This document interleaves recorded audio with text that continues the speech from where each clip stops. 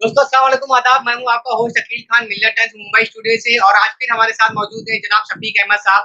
शफीक अहमद साहब के बारे में जैसे कि आप जानते हैं आप तुर्की में मौजूद हैं और आप तुर्की की अनादोलू एजेंसी के साथ में जुड़े हुए हैं। शफीक साहब हमने आपके साथ में अभी 2-3 दिन पहले ही सम तबरे साहब के साथ में आपने रशिया और यूक्रेन इशू पर एक इंटरव्यू किया था, लेकिन हालात उसके बाद 2-3 दिन में काफी तेजी के साथ डेवलपमेंट हुआ है और आज की न्यूज ये है कि रशियन फौज यूक्रेन की राजधानी क्यूब में इंटर कर चुकी है और यूक्रेन ने ये दावा किया है कि उसने रशिया के 4,000 सोल्जर्स को मार दिया है। हालात बहुत ही टेंसफुल है, पूरी दुनिया देख रही है। आपकी क्या डेवलपमेंट है? आपकी नजर भी इस डेवलपमेंट पे बनी हुई है? कुछ खास बात जो आप हमारे व्यूअर्स को इस घटनाक्रम के बारे में बताना चाहें। बिस्मिल्लाहिर्रहमानिर्रहीम। देखें अकील साहब, जब भी कभी ऐसे मामलात होते हैं जो वॉर की सिचुएशन होती है तो उसमें दावे होते हैं, फैक्ट नहीं होते।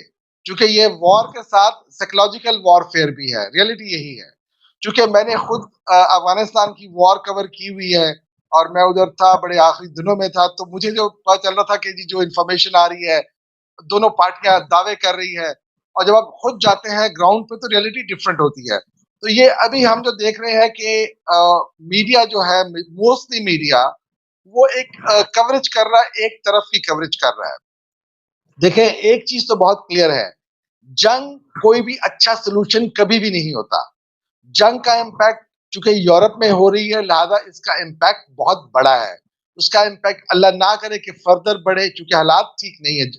जनरली दावे जो उधर से आए हैं क्रेमलिन से या मॉस्को से, तो वो कह रहे हैं कि हमने उनके जो दूसरा मेजर सिटी है उसको हमने कब्जे में ले लिया है, और इसके अलावा हमने 927 जो उनके जिसको वो एलिमेंट्स कहते हैं, मिलिट्री एलिमेंट्स, उसको हमने न्यूट्रलाइज किया है। उन्होंने भी दावे किए हैं। इस तरह ये दावे चल रहे हैं। मैं समझता हूं कि there is no match, army का कोई मैच नहीं है। और जो डिसीजन यूक्रेन के सदर ने जो एक पॉइंट पकड़ा है, चूंकि वो बहुत ज्यादा तकिया करके बैठा हुआ है अपने यूरोप के उसके ऊपर, तो वो जो है वो डेंजरस सिचुएशन है। जो लेटेस्ट डेवलपमेंट है वो ये है कि प्यूटन ने अपने जो न्यूक्लियर आर्सेनल है उनको रेडी करने का हुक्म दिया है, जो बहुत ही डेंजरस है। न्यूक्लियर आर्म्स का रेडी होना डेंजरस है। इसके अलावा जो डेवलपमेंट है वो यूके के डिफेंस मिनिस्टर ने कहा है कि कोई भी जाना चाहे लड़ने के लिए तो हमारी तरफ से आजादी है। अब आप देखें वेस्ट की जो है ना डुअल पॉलिसी को देखें कि कोई अगर मुसलमान जाता है कहीं लड़ने के लिए तो वो तो जेल में है, पड़ा हुआ है। ठीक है, मैं ज्यादा उसकी डिटेल में नहीं जाता हूँ।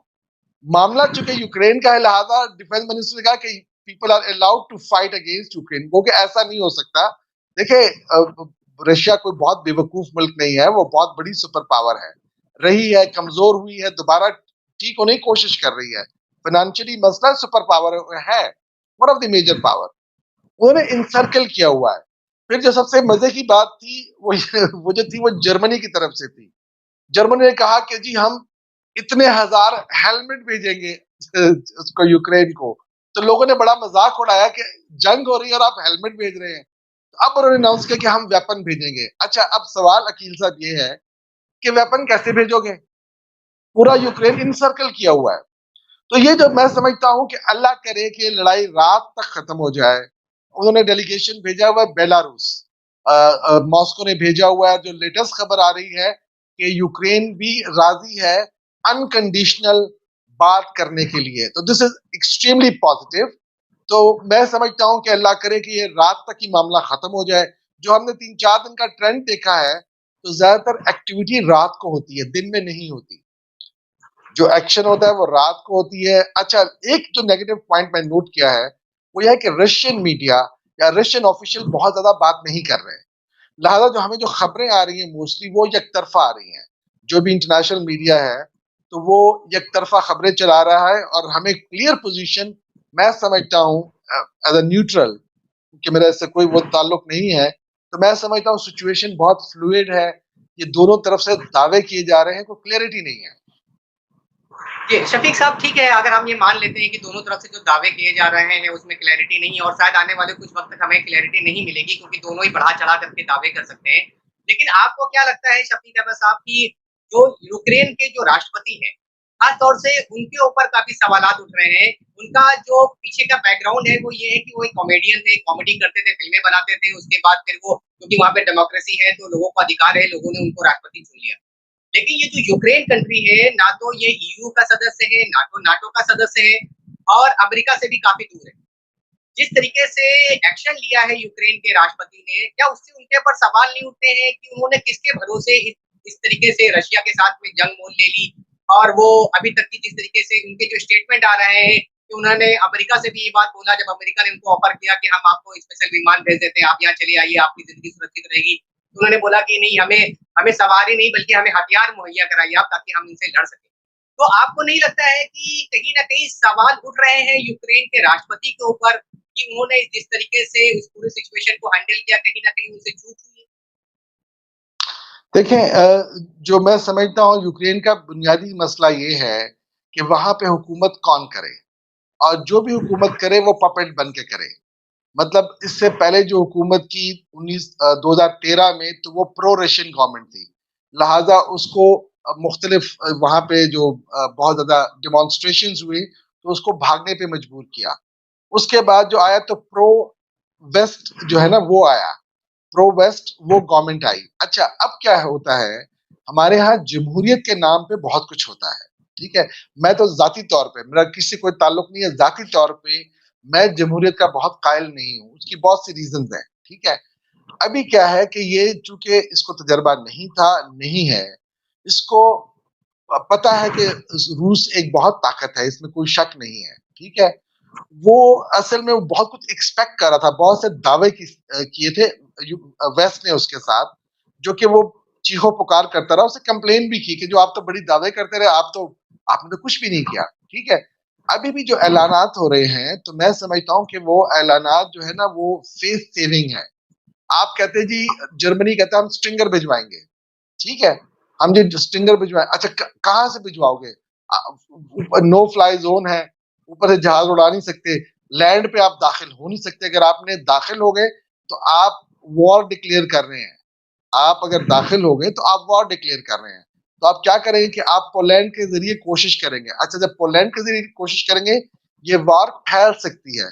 लिहाजा मैं समझता हूँ कि वेस्ट ये सिर्फ अभी तक दावे कर रही है, जो कहते हैं हम वेपन सप्लाई करेंगे, वो ऐसी जस्ट फेस सेविंग का मसला है। और मैं समझता हूँ कि ये डिफिकल्ट सिचुएशन है। अगर इसमें वेस्ट कूद गया तो फिर इसके बहुत ही भयानक नताइज होंगे पूरी दुनिया पे। उसका ताल्लुक सिर्फ वेस्ट से नहीं होगा, जिस तरह पहले भी कहा था, उसका इम्पैक्ट आपके हिंदुस्तान, पाकिस्तान, बांग्लादेश जो गरीब ममालिक है इस पे पड़ेगा। और अभी भी आपने देखा होगा, चूंकि हमारा लास्ट प्रोग्राम था वो एक्शन से पहले था, तो हमने कहा था जी पेट्रोल बहुत महंगा हो जाएगा। आपने देखा कि 10% पेट्रोल महंगा हो गया, 10%। उसके बाद जब डेवलपमेंट शुरू हो गई तो फिर पता चला कि नहीं, तो वो मार्केट नीचे आ गई पेट्रोल की। अब क्या होगा कि अगर कल तक सिचुएशन क्लियर ना हो तो हम फिर देखेंगे इंटरनेशनल मार्केट में पेट्रोल, गैस की कीमत, कमोडिटी की कीमतें फिर बढ़ जाएंगी। जब कमोडिटी की कीमत बढ़ती है तो उसका इम्पैक्ट मुझ पे और आप पे, बॉम्बे में बैठे हुए हम सब पे होगा। लिहाजा अल्लाह करे कि ये वॉर है ये जल्दी खत्म हो, चाहे वो बातचीत के जरिए इसका नतीजा निकले, चाहे वो काइफ के कैप्चर से निकले, लेकिन खत्म हो ताकि चीज क्लियर हो ब्लैक एंड व्हाइट में। सिर्फ इस पे जो सबसे बड़ा मसला अभी जो आएगा ना, जो सबसे बड़ा मसला मैं देख रहा हूँ, वो इस वॉर की, वो अभी ये इस पे बड़ी एनालिसिस होंगे। इसको बहुत ज्यादा, इसका जिसे कहते हैं ना पोस्टमार्टम होगा कि कहाँ पर क्या वीकनेस है। पहला सवाल उठ रहा है ये कि क्या वेस्ट जो है, क्या इस पर आप तकिया कर सकते हैं? ठीक है, और ये बात मैं नहीं कह रहा हूँ, ये 2 दिन पहले साउथ कोरिया कोरिया की असम्बली ने उठाया कि क्या जो वेस्ट जो बहुत दावे करता है कि हम आपको सिक्योरिटी देंगे, वो तो दावे कर रहे थे यूक्रेन के भी, तो हम क्या इस पे ट्रस्ट करें? क्योंकि साउथ कोरिया और जापान अपनी सिक्योरिटी के लिए अमेरिका को पैसे देता है, ठीक है, उसकी वहां पे आर्मी है। तो अब वो क्वेश्चन असेंबली में उठाए जा रहे हैं कि क्या क्या वेस्ट ट्रस्ट वर्दी है कि नहीं, काबिले एतबार, काबिले भरोसा है कि नहीं। तो अभी ये सिचुएशन जो है ना, इसके ऊपर यूक्रेन पे, यूक्रेन टेस्ट केस है, यूक्रेन टेस्ट केस है, वो वेस्ट के लिए भी है, रशिया के लिए भी है। अगर अगर ये वॉर डिले हो गई, थोड़ा सा लेट हो गया, तो फिर प्यूटन के लिए भी खतरा है। मिसाल के तौर पे उसकी जो रेपुटेशन है ना, वो रिप्यूट पे बड़ा मसला है, फिर रशिया की ताकत पे मसला आ जाएगा, उस पे सवालिया निशान आ जाएगा। लिहाजा वो एक बहुत बड़ा स्टेप लिया है उसने। लेट्स सी क्या होता है। शफीक साहब, एक एक कॉन्स्पिरेसी भी मार्केट में घूम रही है कि ये जो वहाँ का यूक्रेन का जो राष्ट्रपति है वो बाई रिलीजन जीव है और इसके इजराइल के साथ बहुत अच्छे ताल्लुकात हैं, इजराइल के अमेरिका के साथ बहुत अच्छे ताल्लुकात। ये कॉन्स्पिरेसी है, हम इसको 100% ट्रू नहीं बोल सकते, लेकिन ये इस तरह की कॉन्स्पिरेसी मार्केट में है, इसके लिए हम आपसे बात कर रहे हैं। उसकी कॉन्स्पिरेसी के पीछे का जो वजह है वो ये है कि ये जीव है, इसके इजराइल के साथ बहुत अच्छे ताल्लुकात हैं, इजराइल के अमेरिका के साथ बहुत अच्छे ताल्लुकात हैं और अमेरिका किसी भी तरीके से नेक्स्ट जो सुपर पावर है वो बनते हुए देख रहा है चाइना और रशिया को। इसीलिए रशिया को काउंटर करने के लिए, क्योंकि ऑलरेडी फट्टा चल रहा है यूक्रेन और रशिया का, इसके लिए यूक्रेन को तैयार किया गया। यूक्रेन के थ्रू हम रशिया को घेरेंगे, लेकिन हम ये देख रहे हैं कि अभी तक किसी जबानी बातें हो रही हैं, ना तो नाटो ने किसी तरीके का कोई कदम उठाया है, ना अमेरिका ने इतनी दूर बैठे हुए कोई कदम उठाता है। और अमेरिका का भी हम इतिहास जानते हैं कि वो दूर से बैठे हुए सिर्फ तमाशा देखता है, आपस में लोगों को लड़ा देता है, हथियार बेचता है और बाद में अपना उल्लू सीधा करके निकल जाता है। इस केस में भी क्या यही लग रहा है कि ये कॉन्स्पिरेसी थी? क्योंकि अभी तक तो ये कॉन्स्पिरेसी नजर आ रही है, क्योंकि यूक्रेन की आवाम जो है वो पोलैंड की तरफ, हंगरी की तरफ, दूसरे कंट्रीज की तरफ भाग रही है, वहां के सैनिक मारे जा रहे हैं, लेकिन किसी तरीके की कोई सहायता नाटो की तरफ से या दूसरी यूरोपियन कंट्रीज जो उसके साथ लगी हुई है वो अभी तक मिलती हुई दिख नहीं रही। देखिए, ये जो है ना, हमें तो डेमोग्राफी को समझना पड़ेगा कि वहां की डेमोग्राफी है क्या। डेमोग्राफी ये है कि आप समझे कि रफली 30 to 40% रशियन स्पीकर लोग हैं जो रशिया बोलते हैं और रेस की बाय रेस भी रशियन है। उनका यूरोपियन यूनियन के साथ जाने में कोई बहुत ज्यादा इंटरेस्ट भी नहीं है। ठीक है। जो वेस्ट वाले जो रहते हैं यूक्रेनियन, उनकी जुबान भी यूक्रेनियन है, उनकी बड़ी ख्वाहिश है। अच्छा, यूक्रेन जनरली गरीब मुल्क है, keep in mind, it's a poor country, ये नहीं कि बहुत अमीर कंट्री है। रही बात उनकी जू वाली जो बात है, वो बिल्कुल हो सकती है, इसलिए कि ये जगह यहाँ पे जूस बहुत है, यूक्रेनियन जूस, रशियन जूस। अब ये तो ओलिगार्क जितने भी है वहां पर रशिया में, वो सारे जूस हैं और उनके रिलेशनशिप पे तो अलग से बात हो सकती है। लेकिन मैं समझता हूँ कि जनरली जो भी ऐसे मामला चल रहे हैं उसका जूस को जरूर फायदा है। देखें, हम जूस की जो बहुत बड़ी ख्वाहिशात है ना यहूदियों की, अब वो एक मजहबी डिबेट है, लेकिन definitely they are desperate to be a super power, they are desperate. और वो किस हद तक कहाँ जाते हैं ये मुझे उसका इल्म नहीं है, लेकिन ये है कि अगर आप रही बात, ये जो मार्केट में आपने बात की है, ये चीज कंफर्म है कि वो जू है, उसमें कोई, लेकिन वहां पर ये कोई चीज इशू नहीं है। जिस तरह हमारे यहाँ पाकिस्तान इंडिया में शायद जू पे थोड़ा सा आ जाता है कि भाई ये यहूदी रह रहा है, लेकिन ऐसे ममालिक में दे लिव मिक्स। और यही बात हमारे इधर ये जो मिडल ईस्ट में, ईरान में है, वहां पे भी जूस है, तुर्की में भी जूस है। They live a normal life like they are the normal people. तो वो ये कोई बहुत बड़ा इशू नहीं कि वो, हाँ मसला ये है कि वो वेस्ट का पपेट है, इसमें कोई दूसरी राय नहीं। वो वेस्ट को फॉलो कर रहा था, वो चाहता था कि उनके उस वेस्ट का क्या इंटरेस्ट है। वेस्ट का इंटरेस्ट ये है कि अफगानिस्तान से आपका जो स्पाइंग नेटवर्क था वो खत्म हो गया, जहन में रखिए, अफगानिस्तान आपके हाथ से निकल गया। अच्छा, दूसरा था मुल्क पाकिस्तान। पाकिस्तान ने बहुत जमाने में बहुत अड्डे दिए, बेसिस दिए, बड़ा ताल्लुकात था, उसको आप कहते थे स्ट्रेटेजिक एलाय। आप एक नाम देते स्ट्रेटेजिक एलाय। अब इंडिया स्ट्रेटेजिक एलाय है, ठीक है। अब वो क्या हुआ कि अड्डे मांगे गए थे, अड्डे पाकिस्तान ने नहीं दिए, बेसिस जो देने थे वो नहीं दिए। इस खिते से अमेरिका पूरा आउट होता जा रहा है, ठीक है। यूक्रेन के जरिए वो डेफिनेटली चाइना को, वो रशिया काउंटर करना चाहते हैं। इंडिया के थ्रू वो चाइना को काउंटर करना चाहते हैं, वो उनकी ख्वाहिश है। लेकिन देखें, इंडिया बहुत स्मार्टली प्ले करता है। मेरा नहीं ख्याल कि इंडिया कुछ ऐसे मूड में है कि वो ये रिस्क ले सके, क्योंकि आबादी बहुत ज्यादा है। हाँ, उसका जो फैसला था, जो उसने अब्सटेन किया है ना, इंडिया ने बड़ा अच्छा फैसला किया है। और ये जो है ना, इस तरह की, अभी देखें इसके बाद अब डिबेट शुरू होगी। यूक्रेन तो रशिया ले लेगा, यूक्रेन तो चला गया। जब रशिया ले लेगा तो उसके बाद वो असेस करेगा कि कौन मेरे साथ है, कौन मेरे अगेंस्ट है, ठीक है। तो अभी सिचुएशन जो है ना, इस वॉर से एक डिवाइड बहुत क्लियर हो जाएगा।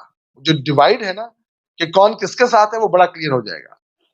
ठीक है, जो अलायंस है ना, नेटो के अलायंस वो जो है वो ये कहता है कि इनका एक आर्टिकल 5 है कि अगर एक एक देश पे अटैक हो तो पूरे मिल के हम उसका मुकाबला करेंगे, वो एक सब, सारे ठीक है। नाटों का हमला माना हाँ जाएगा जी। अगर एक पे किया जाए। चाइना और रूस का जो मुआहदा है वो बड़ा अजीब है, उसमें उनकी लैंग्वेज है कि हमारी कोई लिमिट नहीं कॉपरेशन की, इकोनॉमिक से लेकर जंगी कॉपरेशन तक, उसमें लिखा हुआ कि नो लिमिट, ये एग्जैक्ट अल्फाज है, नो लिमिट, ठीक है। लिहाजा अगर ये बढ़ता है तो ये जंग बहुत आगे जाती है, और जो बहुत जंग आगे जाएगी तो उसका रिपरकशन सब पे है। क्योंकि जी जी। क्योंकि ये जो आप बात कर रहे हैं जंग आगे तक जाएगी, इसका हम अंदाजा इसी बात से लगा सकते हैं कि पुतिन का भी अभी ये बयान भी शायद आया है कि वैसे भी हमारे पर ये सैंक्शन पहले से लगा चुके हैं, और अभी भी जो हम गेम देख रहे हैं वो सैंक्शंस का ही देख रहे हैं कि रशिया के ऊपर अलग अलग तरीके के इकोनॉमिकल सैंक्शंस लगाए जा रहे हैं, और रशिया की गैस को हम कम कर देंगे, डॉलर जो इनके बैंक्स में, अमेरिकन बैंक्स या यूरोपियन बैंक्स में है, उनके को पाबंदी लगा दी जाएगी। तो रशिया भी कहीं न कहीं किसी हद तक पहले से ये तैयार था कि अगर ज़्यादा से ज़्यादा ये होगा तो ये हमारे ऊपर सैंक्शंस लगाएँगे, और सैंक्शंस तो हम पहले से ही झेल रहे हैं। तो आपको नहीं लगता है कि कहीं न कहीं रशिया ने भी मूड बना लिया है कि अब आर-पार करना है? क्योंकि आज ही जो नॉर्थ कोरिया है उसने भी बैलिस्टिक मिसाइल का बहुत खतरनाक परीक्षण किया है। तो कहीं न कहीं रशिया भी जो है वो अपने एलाइज़ को इशारा कर रहा है कि आप भी रेडी रहिए, और किसी भी वक़्त अगर, क्योंकि बाइडेन का भी आज ही का आया है कि अगर अगर पाबंदियों से काम नहीं बनता है तो हम यकीनन थर्ड वर्ल्ड वॉर की तरफ जा रहे हैं। तो आपको लगता है कि क्या वाक़ई में दोनों ने ये तय कर लिया कि वर्ल्ड वॉर करना ही है, रुकना नहीं है? देखिए, थर्ड वर्ल्ड वॉर का मतलब है कि आप पूरी इंसानियत को खत्म कर रहे हैं। और अभी ये देखें, आप नागासाकी हिरोशिमा के जो बम हैं, पाकिस्तान के पास जो न्यूक्लियर बॉम्ब है, तो उसका मैं एस्टिमेट बता सकता हूँ कि वो 45 टू 50% ज्यादा लीथल है। मैं रशिया और अमेरिका की बात नहीं कर रहा हूँ, उनके कितने लीथल हैं। लिहाजा एक एक्सप्लोजन का मतलब है कि आपने दुनिया को तबाह कर दिया, it should be the end of the world. जो हिस्ट्री है इंसान की, तारीख खत्म हो जाएगी। न्यूक्लियर वॉर का मतलब यही है। केमिकल वॉर डिफरेंट है, लेकिन न्यूक्लियर का मतलब है बहुत बड़ा। मैं समझता हूं कि रशिया इतना बुजदिल नहीं, जो मेरा तजर्बा है, जो मैंने देखा है, मैंने बातें लोगों के साथ की हैं, रशिया निस्बतन बुजदिल नहीं है जितना कि वेस्ट बुजदिल है, वेस्ट डरपोक है। वो चालाक है। देखिए, चालाक जब बंदा बहुत होता है ना तो वो बुजदिल होता है, ठीक है। जो अभी जो कार्रवाई यूक्रेन पे की है रशिया ने, तो वो अ, मतलब आप उसको बेवकूफी कहें, वो बहादुरी भी कह सकते हैं, क्योंकि सम टाइम बहुत ज्यादा बहादुरी जो दिखाता है वो बेवकूफी दिखाता है, तो उसने बहादुरी दिखाई है। यूक्रेन तो वो ले लेगा। वहां पर अभी जो उसने बिलारस, जो मैं देखता हूँ बायलो रशिया में उसने जो अपनी टीम भेजी है मुज़ाकरात के लिए, मैं मेरा एक खदशा है, आई डोंट नो, अभी तक कोई खबर नहीं आई। मेरा खदशा है कि यूक्रेन के अपोजिशन के कुछ लीडरशिप वो शायद उनसे मुलाकात कर ले, और वहां पे बैठ के देखें, जब वो कोई तस्वीर कर लेते हैं पोजीशन वाले, रशिया कहेगा कि मेरी तो बातचीत हो गई यूक्रेन के साथ। ये जो बैठा हुआ जो सदर है, ये तो डमी रबड़, सब रबड़ है, डमी प्रेसिडेंट, ठीक है। लिहाजा एंड सोल्यूशन तो बातचीत ही होगी, लेकिन मेरा ख्याल है कि उसमें यूक्रेन की अपोजिशन शायद आ सकती है कि भाई बस बहुत हो गया, ये जो ड्रामे वेस्ट हमसे कर रहा है कि जी हम आपको ये भेज रहे हैं, वो भेज रहे हैं। मेरा नहीं ख्याल कि अमेरिका मतलब ये धमकियां हैं, ये साइकोलॉजिकल वॉरफेयर है, it's a part of psychological warfare, it is not a genuine war. अगर ये हो गई तो अमेरिका को भी पता है, रशिया को पता है, that will the end of the world, बिल्कुल दुनिया खत्म हो जाएगी। बहुत मैंने बहुत अच्छी बात कही आपने, क्योंकि शायद क्योंकि इस तरीके की न्यूज़ भी आई है कि पुतिन ने यूक्रेन के लोगों को बोला है कि वहाँ की आर्मी को भी बोला है कि आप तख्ता पलट कर दीजिए, अपने हाथ में सत्ता ले लीजिए, और शायद ये ऐसा कुछ हो कि वहाँ की आवाम और वहाँ के जो आर्मी के लोग हैं वो वहाँ के जो अभी के राष्ट्रपति उनको हटा करके किसी और को गद्दी पर बैठा दे, और बेलारूस में जिस तरीके की बातें भी हो रही है कि शायद वहाँ पर बातचीत होने वाली है, या आने वाले कुछ दिनों के अंदर वहाँ पर दोनों ही पार्टी बैठ करके कुछ न कुछ इसका हल निकाल ले, और वहाँ पर एक ऐसी गवर्नमेंट फॉर्म कर दी जाए जो कि वेस्ट के साथ ज्यादा अलाइन ना होकर के रशिया के साथ एक अलाइनमेंट कर ले। सफीक साहब, अभी ऐसा क्योंकि हम नाटो की ऐसा बात ही कर है, रहे हैं, अल्लाह करे ऐसा हो, और यहाँ भी जैसा भी जल्दी हो, हो। लेकिन कम से कम वहाँ जी, वहाँ पर जो भी किसी की भी गवर्नमेंट आए, लेकिन इस तरीके की जल्दी कुछ समाधान उसका निकलना चाहिए, क्योंकि दोनों तरफ के ही इंसान मर रहे हैं और हमें दोनों ही कंट्री के लोगों से प्यार है। Yes, that's for sure. Shafiq साहब, आप जिस कंट्री में बैठे हैं, तुर्की वो नाटो का एक हिस्सा है, और एक बहुत अच्छी उसकी पोजीशनिंग है नाटो के कंट्रीज में, क्योंकि अमेरिका के बाद सबसे बड़ी जो आर्मी है नाटो की कंट्रीज में वो तुर्की की है। तुर्की का अभी जो रोल है इस सिचुएशन में, रशिया और यूक्रेन का जो वॉर चल रहा है, उसमें कुछ हद तक दूसरों से ज्यादा एक्टिव तुर्की दिखाई दे रहा है। उसने काफी बढ़ चढ़ करके बयान दिए हैं। पुतिन को भी एर्दोगान साहब ने डांट लगाई कि आपने जिस तरीके से अचानक से हमला कर दिया, ये तो बिल्कुल बर्दाश्त नहीं होगा कि आप किसी कंट्री पे हमला कर दें। यहाँ तक कि उन्होंने यूक्रेन को कुछ ड्रोन्स भी दिए हैं, जिसका उन्होंने अपने आप इस्तेमाल किया। उससे कई रशियन हेलीकॉप्टर्स को उन्होंने गिरा दिया। ये कुछ न्यूज वगैरह में आया। आपको क्या लगता है कि एर्दोगान साहब का जो रोल है किस हद तक सही जा रहा है? क्या उनको रशिया के साथ रहना चाहिए, यूक्रेन के साथ रहना चाहिए? किस तरीके की नीति अपनी अपनानी चाहिए और किस तरफ उनको जाना चाहिए? देखिए, फिलहाल तो वो पूरे दुनिया के साथ हैं, वो इसको कंडेम कर रही है इस अटैक को, और ये कंडेमनेशन एर्दोगान साहब की तरफ से आई है। रही बात ड्रोन की, ये असलहा एक्चुअली बहुत महीने पहले बेचा था इन्होंने, क्योंकि आप बेचते हैं ना, आप असलहा बनाते हैं तो आपसे पूरी दुनिया मार्केट ओपन है, तो ये इस दौरान इनको नहीं सप्लाई किया गया, ये पुराने हैं, मतलब इस दौरान के नहीं है। अच्छा, तैयब एर्दोगान साहब नेटो में सबसे आर्मी इनकी सबसे बड़ी है। दूसरी तरफ इनके पुतिन साहब से बहुत अच्छे ताल्लुकात है पर्सनल लेवल तक। लिहाजा हमने देखा हो तो जो जंग हुई है तो उससे एक दिन पहले इनकी टेलीफोन पे बात हुई हुई। मैं समझता हूँ कि तुर्की को इस तमाम वॉर से मेरा ज़ाती ख्याल है कि अगर दूर रहें तो बेहतर है।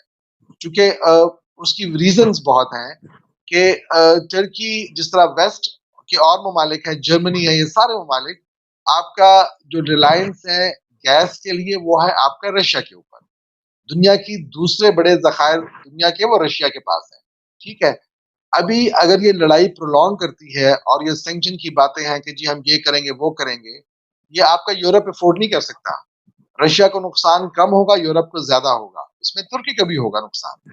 लिहाजा मैं समझता हूँ कि अल्लाह करे कि ये जंग आज रात को ही ख़त्म हो जाए, मसला आज रात ही इसका हल निकल आए, क्योंकि जितना भी ये डिले होता जाएगा, ये मसला डिले होता ख़राब होता हुआ लग रहा है, और अगर ये फैल गया तो फिर बहुत ही खतरनाक है। अल्लाह करे कि कल तक खत्म हो जाए, क्योंकि मैंने कहा कि इसका इम्पैक्ट सिर्फ रशिया यूक्रेन पे नहीं है, उसका इम्पैक्ट इंडिया से लेकर न्यूजीलैंड तक है। सब दरमियान में, चाहे इंडिया, पाकिस्तान, बांग्लादेश, सब पे इसका इम्पैक्ट आएगा।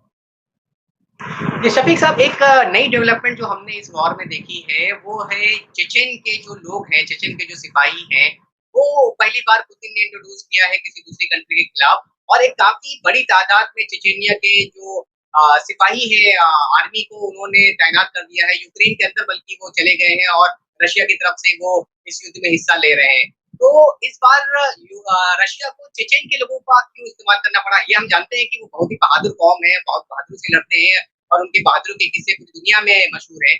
लेकिन क्या वॉर स्ट्रेटजी हो सकती है पुतिन साहब की चेचेनिया के आर्मी को यूक्रेन में अंदर दाखिल करने की, उनके थ्रू मैदान में हिस्सा लेने की क्या स्ट्रेटजी हो सकती है उसके पीछे? देखिए, चेचन जो है ना, चेचन से तो खैर मैं चेचन लोगों से मिला भी हूँ, कीप इन माइंड। उनका ये अफ़गानिस्तान, पाकिस्तान में भी थे एक ज़माने में, अब तो नहीं है पाकिस्तान में। एनीहाउ, ये ट्राइबल एरिया में बहुत थे। Chechen, there is no doubt कि वो बहुत बहादुर कौम है, ठीक है? ये तातार हैं नस्लन, और चेचन जो हैं ये एक्चुअली गुरिल्ला वॉरफेयर में बहुत अच्छे हैं। ये जो प्लान है गुरिल्ला वॉरफेयर की, देखिए रशिया का एक बयान है कि जो कुछ हमने डिले किया है या टाइम लग रहा है, it is because of to avoid civilian casualties को अवॉइड किया जा रहा है। तो अगर ये आती है स्ट्रीट फाइट पे चीज़, तो फिर चेचन बहुत आगे हैं। मैं आपको, देखें, लोगों को जनरली आइडिया नहीं है। मैं अब 2-3 चीज़ें वैसे आपको बता दूँ, 2-3 चीज़ें। पहली बात ये कि रशिया में मेरे ख्याल में 11% के करीब मुसलमान हैं। ओवरऑल शायद 11 से भी ज़्यादा, लेकिन मॉस्को में 11% है। सबसे बड़ी मस्जिद मॉस्को में बनी है। अच्छा, दूसरी बात ये कि जो रशिया के जो क्रिश्चियन हैं, वो ऑर्थोडॉक्स क्रिश्चियन हैं। ऑर्थोडॉक्स ये कि वो ईसाई हैं कि जो बहुत कदीमी ईसाई हैं, पुराने। यानी उनका जो पोप है, वो भी डिफरेंट है। ये वो लोग हैं कि जो बहुत मुसलमान के करीब भी हैं। मैं आपको हकीकत ये बताऊँ, ठीक है? मैं चूँकि जो वेस्ट ने टेम्परिंग की है ना अपने कवानीन में, मिसाल के तौर पे गे मैरेजेस अलाउ किया है, कुत्ते से शादियां करना अलाउ किया है, क्या क्या इन्होंने जो अलाउ कर दिया है, वो रशिया में सारा ही क्राइम है। यू कांट डू इट, ठीक है, क्योंकि वो वहां का जो चर्च है वो बड़ा ऑर्थोडॉक्स है, ठीक है। और मैं आपको वैसे सबको एक रेफरेंस दूंगा, वो बड़ा इंपॉर्टेंट रेफरेंस है। हमारे यहाँ उलमा पाकिस्तान में, हिंदुस्तान में भी वो एक सूरत का इस्तेमाल करते हैं, कुरान की एक सूरत है जिसमें लिखा हुआ है कि यहूद और नसारा हमारे दोस्त नहीं हो सकते, ठीक है। मैं सबको कहता हूं कि आप खुद भी पढ़िए, कुरान में सूरह मायदा की आयत नंबर 80 है या 82 है, उसमें ईसाइयों की तारीफ हुई है। आप जरूर पढ़िए उसको, उसका आप हर एक, तो मैं समझता हूं कि रशिया उस मयार पे पूरा उतरता है जब वो कुरान ने जिसका तरफ इशारा किया है। ये मेरा जाती ख्याल है, मैं आलिम बिल्कुल नहीं हूं, मैं खुद मेरा ख्याल है। तो मैं समझता हूं कि रशिया ने जो कुछ किया है वो अपनी सेफ्टी सिक्योरिटी के लिए किया है। मैं उसके इकदाम को बहुत ज्यादा कंडेम शायद मैं नहीं करूं। उसकी वजह ये है, अगर रशिया मिसाल के तौर पे, रशिया आज मेक्सिको के साथ एक मुआहिदा करता है या कनाडा के साथ मुआहिदा करता है कि मैं और आप हम दोस्ती करते हैं उसकी, और आप मुझे जो न्यूक्लियर मिसाइल है उसकी नस्ब करने की भी इजाजत देंगे, तो क्या अमेरिका मान लेगा? आप नहीं मानेगा। यूक्रेन में जो, ऑफ कोर्स नहीं मानेगा। इससे पहले देखिए 1962 में ऐसा एक दफा हुआ था। 1962 में मेहाल निक्सन का दौर था कि जब मुआहिदा क्यूबा के साथ हुआ रशिया का, और उन्होंने वहां पर मिसाइल नस्ब करने की कोशिश की, उसका घेराव किया उन्होंने, उसका ये हम होने ही नहीं देंगे, ठीक है। नहीं, उसको आप जी, जब आप क्यूबा में नहीं होने देते तो आप यूक्रेन में क्यों कर रहे हैं?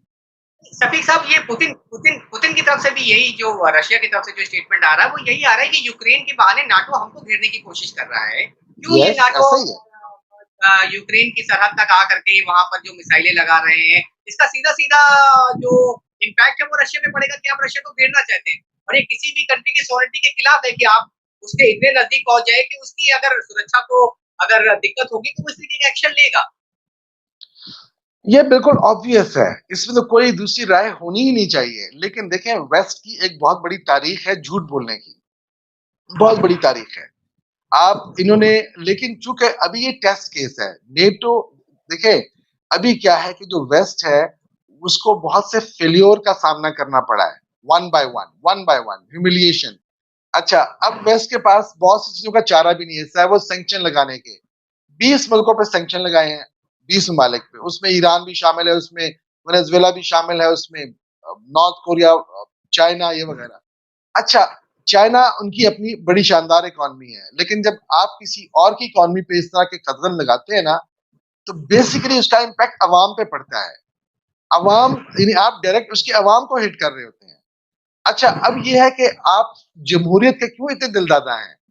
भाई मेरा घर है, मिसाल के तौर पे मेरा घर है कि मैं इस मेज को टेढ़ा रखूं, काला रखूं, पीला रखूं, आप कौन होते हैं? भाई मेरा एस्थेटिक सेंस डिफरेंट है। इसी तरह आप जब जमहूरियत को इम्पोज करते हैं दुनिया पे, ठीक है, तो आप इम्पोज ना करें।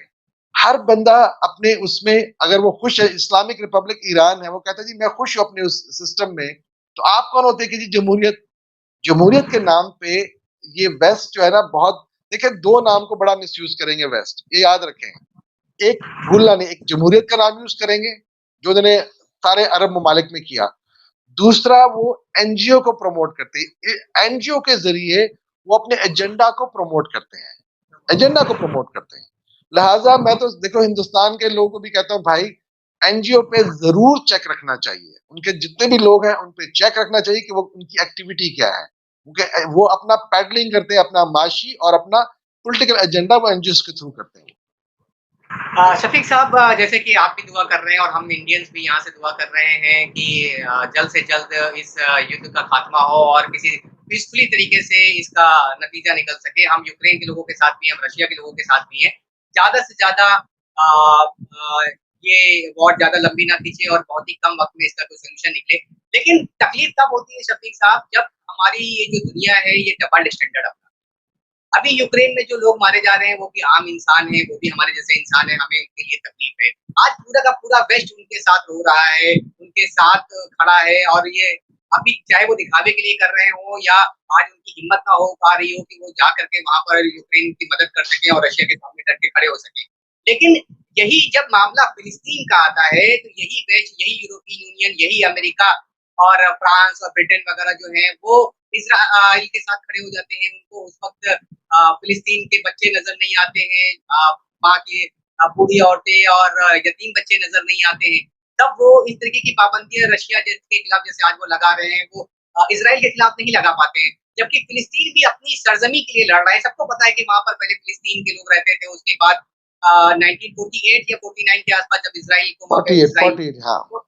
बसाया गया तो वहां के लोगों को वहां से खदेड़ दिया गया। सेम ऐसी सिमिलर सिचुएशन यूक्रेन की भी है आज की। वो अपनी जमीन के लिए, अपनी मदरलैंड के लिए लड़ रहे हैं। लेकिन ये डबल स्टैंडर्ड, हालांकि इस तरीके का सवाल अभी नहीं आना चाहिए, लेकिन तकलीफ होती है लोगों को ये, क्योंकि इंडियन मीडिया में भी इस तरीके की बातें नहीं आती हैं और वेस्ट भी इस तरीके की जो है वो दोहरा रही हुई अपनाता है। आप क्या कहना चाहते हैं? देखिए, पहले अकील खान जहन में रखें, अभी जो मेन स्ट्रीम मीडिया है वो रिलायबल नहीं रहा। मैं ऑनेस्टली बता रहा हूँ, मेन स्ट्रीम मीडिया जो है उसके ऊपर बहुत बड़ा सवालिया निशान आ गया है, क्योंकि वो जो मैं क्या बताऊं, वो एडिटोरियल पॉलिसी के नाम पे वो जो खबरें हैं वो एक तरफा होती है, ठीक है, लिहाजा हम उसकी बात नहीं करते। डबल स्टैंडर्ड जो वेस्ट का है वो अभी का नहीं है, बहुत पुराना है। इन्होंने नए एनेक्सेशन किए, नई जो वेस्ट बैंक है वह नई कॉलोनियां बनाई, और ये नहीं कि जो पुराने अरब रहते थे उनके उनके घरों को मिसमार किया गया एक जुडिशियल जो फेक जुडिशियल प्रोसेस है उसके तहत, बल्कि वहां पर इन्होंने क्या किया कि उसके अवज में अमेरिका उसको और फंड दिए। आप देखें कि सबसे ज्यादा जो पैसे लेता है इमदाद, जो मुल्क सबसे ज्यादा दुनिया में इमदाद लेता है वो है इसराइल। वेपन का इमदाद भी लेता है और वैसे भी ह्यूमैनिटेरियन इमदाद भी लेता है, ठीक है। ये डबल स्टैंडर्ड अभी का नहीं, बहुत पुराना है। रही बात ये जो वीटो किया है रशिया ने इस तरह की उसको मूव को, ये सबको पता है 5 वीटो पावर्स हैं।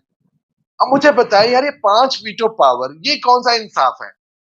ये रेजोल्यूशन जो है, ये जो पहले अमेरिका वीटो करता है, चाहे इसराइल जुल्म के पहाड़ खड़े कर दे, ये वीटो करेगा। कोई पूछे से इंसानियत नामी कोई चीज है?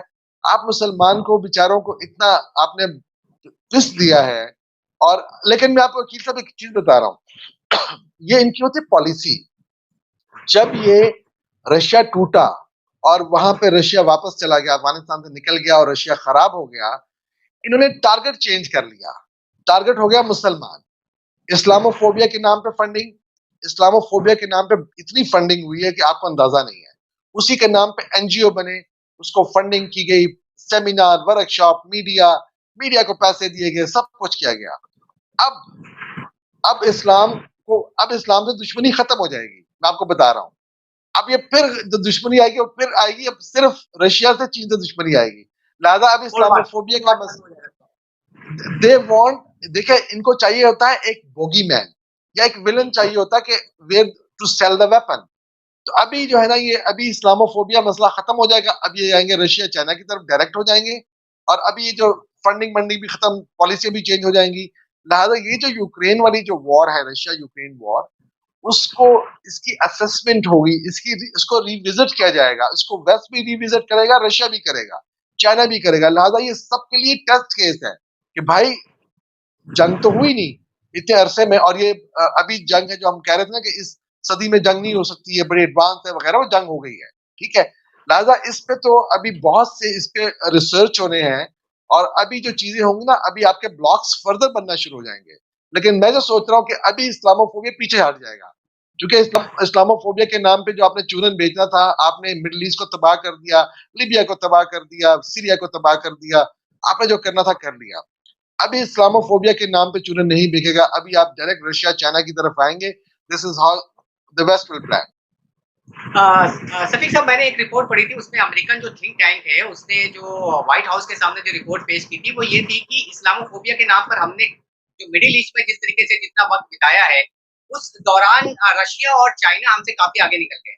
अगर यही ध्यान हमने रशिया और चाइना की तरफ दिया होता तो शायद ये हमसे इतना आगे नहीं निकल पाते। अगर समय रहते, अगर हमने वक्त रहते, अगर रशिया और चाइना को हैंडल नहीं किया, उसको टैकल नहीं किया, तो हम इन दोनों से ही पीछे रह जाएंगे। इसीलिए शायद उन्होंने अपना डायरेक्शन चेंज किया है। और जैसे कि आपने बताया कि इस्लामोफोबिया से थोड़ा सा हट करके अभी शायद ये रशिया और चाइना की तरफ ध्यान देंगे, और कुछ हद तक शायद मुस्लिम कंट्रीज को राहत मिलेगी और वो शायद वहां पर डेवलपमेंट हो सके।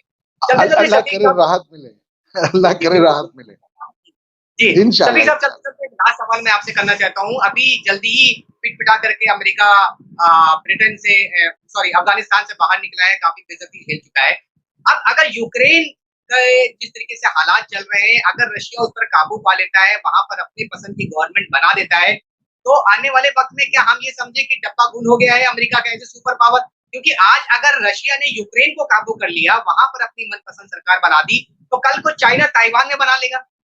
और जैसे कि आपने बोला देख कि जापान और साउथ कोरिया वगैरह जो अमेरिका के दम पर ही चाइना को और साउथ कोरिया नॉर्थ कोरिया को और जापान चाइना को आग दिखाता है, और ताइवान जो है वो फटे लेने की कोशिश करता है चाइना से, तो कहीं ना कहीं हम ये समझे कि एक नया न्यू वर्ल्ड ऑर्डर आने वाला है।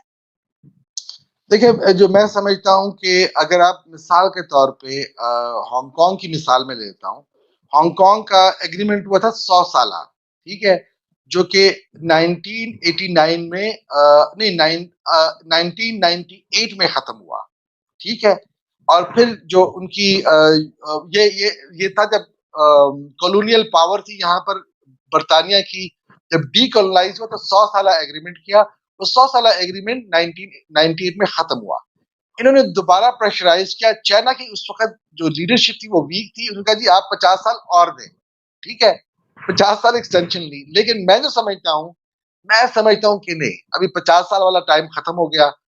Things change. और अभी जो है, मैंने कहा कि अगर ये रशिया आ जाता है यूक्रेन में, तो वेस्ट जो है वो अभी देखे, जर्मनी ने अनाउंसमेंट कर दी है कि 112 बिलियन अरब डॉलर उन्होंने फौज को मुख्तस कर दी है। इसका मतलब है कि इस जंग के बाद चीजें बदलने वाली हैं, बहुत चीजें बदलेंगी। आपका जो एनर्जी रिलायंस है रशिया पे, आपके पास अल्टरनेट ही नहीं है। अल्टरनेट है आपके पास ईरान। अच्छा, ईरान है, ईरान पे आपने पाबंदियां लगाई हैं, लिहाजा अभी क्या होगा, जो मैं समझता हूँ शायद ईरान के साथ अब वो न्यूक्लियर डील करके कहें कि आप हमें गैस मुहैया करें। बट एनी हमें जहन में रखना है कि ईरान के रशिया के साथ बहुत पुराने ताल्लुकात हैं, क्योंकि हर मुल्क अपने मफाद की सोचता है, लेकिन ताल्लुकात ईरान के रशिया से बहुत अच्छे हैं। चीजें बदलेंगी। ये जो है वॉर है, इसमें बहुत चीजें बदलेंगी। और शायद कि अब ये ईरान डील सीरियस लेके डील कर लें और पाबंदियां हटा दें। जब पाबंदियां हटाएंगी तो ईरान के पास गैल और ऑयल गैस के बहुत जखायर हैं, तो फिर ये इधर आएंगे। लेकिन लेट्स सी, मैं समझता हूँ कि ये जो लड़ाई है, ये जंग है, अल्लाह करे कि मेरा ख्याल है अल्लाह करे कल खत्म हो, ताकि चीजें क्लियर होना शुरू हो जाए। लेकिन वेस्ट की जो चौधराहट है, वो बदमाशी है, वो तो बड़ी एक्सपोज हो गई है। और रही बात, आपने कहा अमेरिकी सुपर पावर, मैं बहुत अरसे से समझता हूँ कि अमेरिका सुपर पावर नहीं है। अमेरिका एक मेजर पावर है, सोल सुपर पावर नहीं है।